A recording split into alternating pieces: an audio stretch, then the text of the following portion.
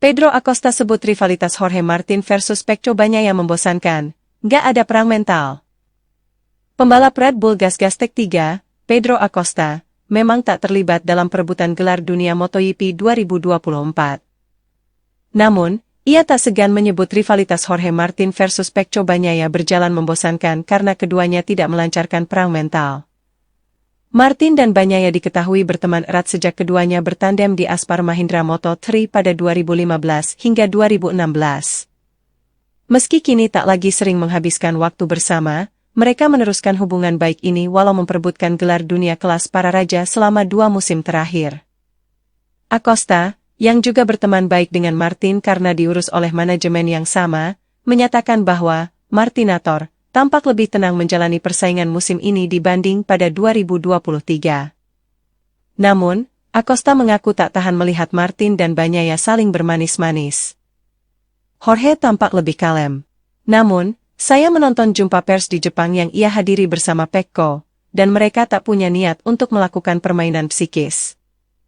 Ini benar-benar membosankan. Ayo, perang darah, sialan, ujarnya sembari tertawa kepada Diario AS. Mereka butuh sedikit main-main, tetapi mereka tampak tenang dan tak mau melakukan permainan apapun terhadap satu sama lain, lanjutnya. Ketika ditanya apakah Martin dan Bagnaia memilih perang mental pada akhir musim, Acosta pun berkata, lebih baik mulai dari awal ketimbang nanti-nanti. Martin pun menanggapi komentar Acosta, menjelaskan alasan ia dan Bagnaia memilih tidak melancarkan perang mental. Menurutnya, persaingan mereka sudah terlalu sengit sehingga memberi tekanan mental tersendiri. Alhasil, mereka ogah pusing-pusing mengacaukan pikiran satu sama lain.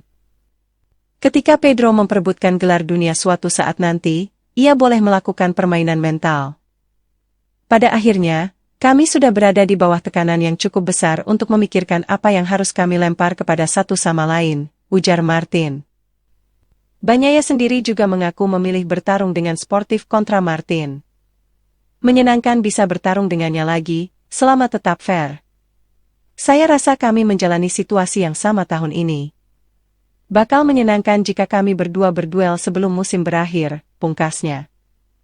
Acosta, Martin, dan Bagnaia akan kembali turun lintasan dalam MotoGP Australia di sirkuit Phillip Island, 18 hingga 20 Oktober 2024 mendatang.